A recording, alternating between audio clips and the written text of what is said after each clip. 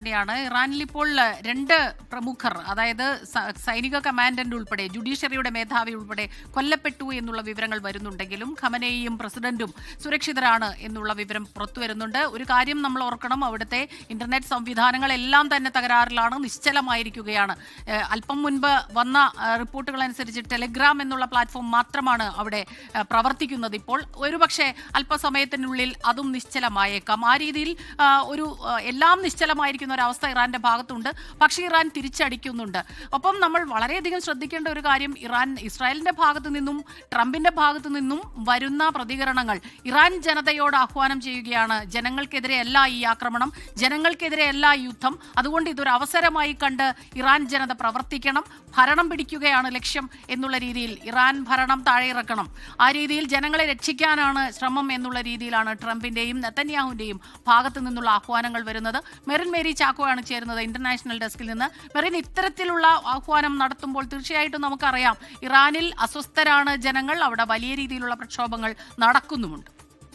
Smitha, lions roar എന്ന ഒരു operation തന്നെയാണ് ഇപ്പോൾ ഇസ്രായേൽ ഇറാനെതിരെ നടത്തിയിരിക്കുന്നത്. ഇതിന്റെ പ്രത്യേകത, ഇസ്രായേൽ പ്രധാനമന്ത്രി ബെഞ്ചമിൻ നെതന്യാഹു തന്നെ ഈ ഒരു ഓപ്പറേഷന് പേര് നൽകി എന്ന് തന്നെയാണ് ഇസ്രായേൽ മാധ്യമങ്ങൾ പറയുന്നത്. അത്രത്തോളം ശ്രദ്ധേയമായ ഒരു നീക്കമാണ്. മാത്രമല്ല, നേരത്തെ സ്മിത സൂചിപ്പിച്ചതുപോലെ തന്നെ ഇറാനിൽ നിരവധി നാളുകളായി പ്രക്ഷോഭം നടക്കുകയാണ്. ആയത്തുള്ള ഖമനയി ഭരണകൂടത്തിനെതിരെ പ്രക്ഷോഭം നടക്കുകയാണ്. വിലക്കയറ്റത്തിലുള്ള പ്രതിഷേധമായി അത് തുടങ്ങിയെങ്കിലും പിന്നീട് അത് ഡെത്ത് ടു ദ ഡിക്റ്റേറ്റർ, ഏകാധിപതിക്ക് മരണമെന്ന രീതിയിൽ തെരുവിൽ ജനം ഇറങ്ങുന്ന ഒരു കാഴ്ച തന്നെയാണ് കണ്ടത്. മുൻപ് അത്തരത്തിലൊരു കാഴ്ച ഉണ്ടായത് മഹ്സ അമിനിയുടെ മരണവുമായി ബന്ധപ്പെട്ടായിരുന്നു.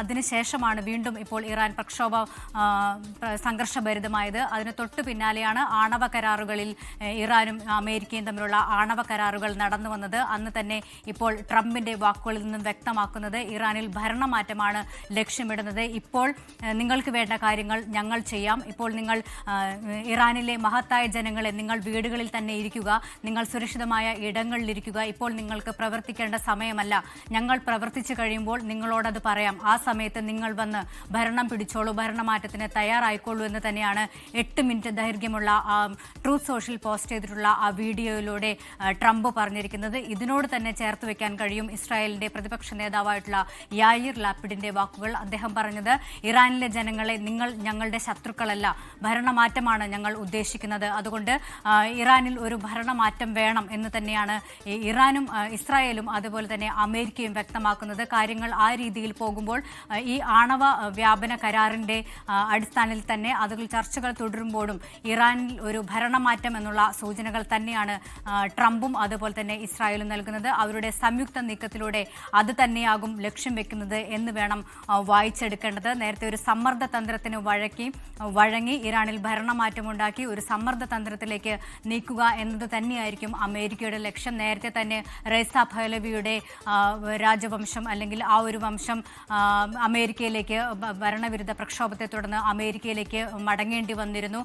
അദ്ദേഹത്തിൻ്റെ മകനായിട്ടുള്ള റേസ പഹ്ലവി ഭരണമേറ്റെടുക്കാൻ തയ്യാറാണെന്നും ഈ ജനങ്ങളോട് പ്രക്ഷോഭത്തിന് ആഹ്വാനം ചെയ്ത് തെരുവിലിറങ്ങണം, ഖമനയി ഭരണകൂടത്തിനെതിരെ നിങ്ങൾ തെരുവിലിറങ്ങണം, ഭരണമേറ്റെടുക്കാൻ ഞാൻ തയ്യാറാണ് എന്നും റേസ പഹ്ലവി വ്യക്തമാക്കിയിരുന്നു. ഇത്തരത്തിൽ അമേരിക്കയുടെ പിന്തുണയോടുകൂടെ തന്നെയാണ് അന്ന് ആ ഒരു വിപ്ലവം ഉണ്ടായതെങ്കിൽ ഇന്ന് വീണ്ടും ആ ഒരു സഖ്യം അല്ലെങ്കിൽ ഇസ്രായേലും അമേരിക്കയും ഒന്നിച്ച് ഇറാനിൽ ഒരു ഭരണമാറ്റം എന്ന രീതിയിലേക്കാണ് കാര്യങ്ങൾ പോകുന്നത്. അത് ട്രംപിന്റെ വാക്കുകൾ കൃത്യമായി തന്നെ അത് വ്യക്തമാക്കുന്നതാണ്. ഒരു ഭരണമാറ്റമാണ്, ഞങ്ങളുടെ ദൗത്യം പൂർത്തിയായി കഴിയുമ്പോൾ നിങ്ങൾക്ക് സ്വാതന്ത്ര്യമുണ്ട്, നിങ്ങളുടെ സ്വാതന്ത്ര്യം എന്ന് പറയുന്നത്, നിങ്ങളുടെ ഫ്രീഡം നിങ്ങളുടെ കൈകളിലാണ്, അത് ഞങ്ങൾ പ്രവർത്തിച്ചു കഴിയുമ്പോൾ നിങ്ങൾ ഭരണമാറ്റം അവിടെ ഉണ്ടാകും, അതിനുശേഷം നിങ്ങൾക്ക് ആ ഭരണം ഏറ്റെടുക്കാമെന്ന് തന്നെയാണ് ട്രംപ് ഇറാനിലെ ജനങ്ങളോട് പറഞ്ഞിരിക്കുന്നത്. മാത്രമല്ല, ഇറാനിലെ അമേരിക്കൻ ജനങ്ങളെ സംരക്ഷിക്കുന്നതിന് വേണ്ടി തന്നെയാണ്, അമേരിക്കൻ പൗരന്മാരെ സംരക്ഷിക്കുന്നതിന് വേണ്ടി തന്നെയാണ് ഈ ഒരു സംയുക്ത ആക്രമണമെന്നും ട്രംപ് പറയുന്നു. നേരത്തെ തന്നെ ട്രംപ് ഈ ആണവ കരാറുകളിൽ ധാരണയാകാത്തതിനെതിരെ അതൃപ്തി പലവട്ടം പ്രകടിപ്പിച്ചതാണ്. ഒരു യുദ്ധമുണ്ടാകുമെന്നുള്ള സൂചനകൾ പലവട്ടം നൽകിയതാണ്. അതിന് പിന്നാലെയാണ് ഇപ്പോൾ ഇസ്രായേൽ ആക്രമണം നടത്തിയിരിക്കുന്നത്. ഇസ്രായേൽ പ്രധാനമന്ത്രി പ്രധാനമന്ത്രി ബെഞ്ചമിൻ നെതന്യാഹുവും ഇത് തന്നെയാണ് പറയുന്നത്. അപ്പോൾ ഇറാൻ ഒരു ഭരണമാറ്റത്തിലേക്കാണോ നീങ്ങുന്നത്? അമേരിക്കയും ഇസ്രായേലിന്റെയും സംയുക്തമായിട്ടുള്ള ഒരു നീക്കം ഇറാനിൽ ഒരു ഭരണമാറ്റം, ഖമനൈ ഭരണകൂടത്തിന്റെ ഒരു അന്ത്യമാകുമോ എന്നുള്ള ഒരു കാര്യങ്ങളിലേക്ക് തന്നെയാണ് അന്താരാഷ്ട്ര സമൂഹത്തിന്റെ ചർച്ച നീങ്ങുന്നത്. മാത്രമല്ല ഇതിൽ ഏറ്റവും ഗൗരവമായ കാര്യമെന്ന് പറയുന്നത് ഇറാന്റെ തിരിച്ചടി എത്തരത്തിലായിരിക്കും എന്നുള്ളത് തന്നെയാണ്. അവരുടെ പ്രതിരോധം ഏത് രീതിയിലായിരിക്കും എന്നുള്ളത് തന്നെയാണ്.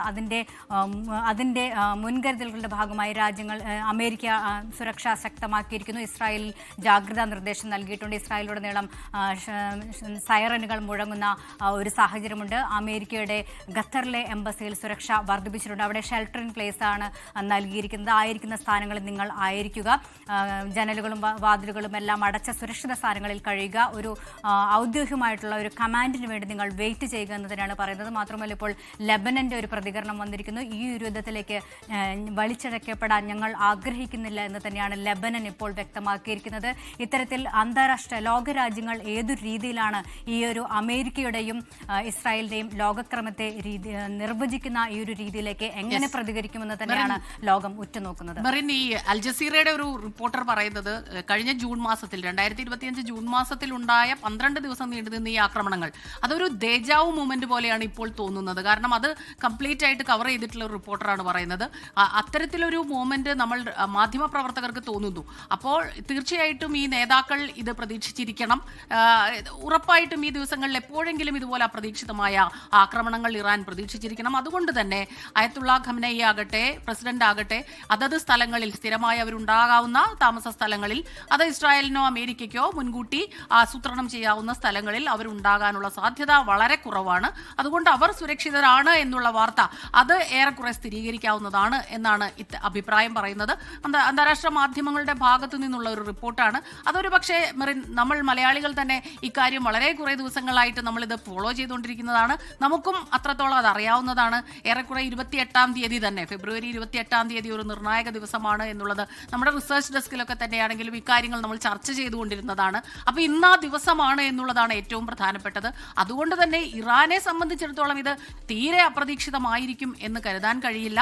അതുമാത്രമല്ല, കഴിഞ്ഞ കുറേ ദിവസങ്ങളായി ഒരൊറ്റ കാര്യത്തിലാണ്, അത് ആണവ ചർച്ചകൾ ഇങ്ങനെ നടക്കും തോറും ഈ ബാലിസ്റ്റിക് മിസൈലുകൾ ഉൾപ്പെടെയുള്ള കാര്യങ്ങളിൽ അവരുടെ രാജ്യത്തിന്റെ പരമാധികാരം, അതിനുമേൽ ഉള്ള കടന്നുകയറ്റം, അതൊന്നും തന്നെ സമ്മതിക്കില്ല എന്ന് ഉറച്ച ശബ്ദത്തിൽ നിലപാടും വ്യക്തമാക്കിയതാണ്. അപ്പോഴും ട്രംപ് പറഞ്ഞുകൊണ്ടേയിരുന്നു ഇക്കാര്യത്തിൽ ഒരു തീരുമാനമാകാതെ ഒരു ചർച്ച, ഒരു ധാരണ, ചർച്ചകൾ നടക്കും പക്ഷേ ധാരണ ഉണ്ടാകില്ലെന്ന് പറയുന്നു.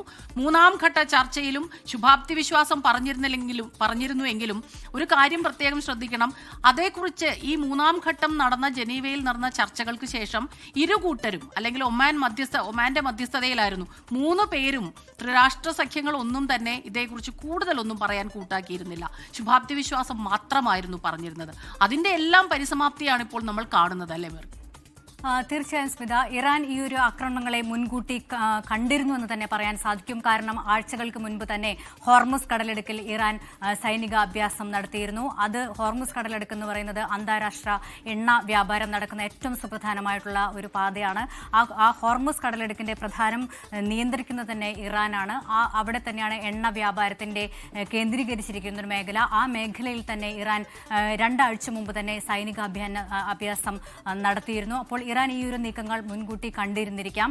മാത്രവുമല്ല, ഇസ്രായേൽ പ്രധാനമന്ത്രി ബെഞ്ചമിൻ നെതന്യാഹു ഈ ചർച്ചകൾക്ക് നടക്കുന്ന ആ ഒരു ഘട്ടത്തിൽ തന്നെ US പ്രസിഡന്റ് ഡൊണാൾഡ് ട്രംപുമായി ചർച്ച നടത്തിയിരുന്നു. അദ്ദേഹം അന്ന് പറഞ്ഞത് ഇറാനെതിരെ ആക്രമണം നടത്തണം എന്ന് തന്നെയാണ്. അന്ന് ട്രംപ് അതിൽ പ്രതികരിച്ചിരുന്നില്ല. മാത്രവുമല്ല, ഇസ്രായേൽ പ്രധാനമന്ത്രി ബെഞ്ചമിൻ നെതന്യാഹുവും അവർ രണ്ടുപേരും അതിൽ പ്രതികരിച്ചിരുന്നില്ല. എന്നാൽ ട്രംപ് പിന്നീട് US സൈനിക താവളത്തിൽ വെച്ച് മാധ്യമങ്ങളെ കണ്ടപ്പോൾ പറഞ്ഞത് ഒരു ധാരണയിൽ അവരെത്തുന്നതാണ് നല്ലത്, അല്ലെങ്കിൽ തീർച്ചയായും മോശമായിട്ടുള്ള കാര്യങ്ങൾ അവിടെ സംഭവിക്കും എന്ന് ട്രംപ് ഉറപ്പു നൽകിയിരുന്നു. നേരത്തെ സ്മിത പറഞ്ഞതുപോലെ തന്നെ കഴിഞ്ഞ ജൂണിലാണ് ഓപ്പറേഷൻ റൈസിംഗ് ലയൺ എന്ന പേരിൽ ഇറാനിൽ ആക്രമണം നടത്തിയത്. അമേരിക്കയുടെ ബങ്കർ ബസ്റ്റർ ബോംബുകൾ 3 സുപ്രധാന ആണവ കേന്ദ്രങ്ങളിൽ അന്ന് ആക്രമണം നടത്തിയിരുന്നു. നദാൻസ്, ഫോർത്തോ, ഇസ്ഫഹാൻ തുടങ്ങിയ ആണവ കേന്ദ്രങ്ങൾ അന്ന് നശിപ്പിച്ചിരുന്നു. അന്ന് അതിൻ്റെ ഉപഗ്രഹ ചിത്രങ്ങളുമെല്ലാം പുറത്തു വന്നിരുന്നു. ബങ്കർ ബസ്റ്റർ ബോംബുകൾ ഇട്ട് നടന്ന ഒരു ആക്രമണത്തിന് പിന്നാലെ ഇറാന്റെ പ്രമുഖ ആണവ ശാസ്ത്രജ്ഞരെല്ലാം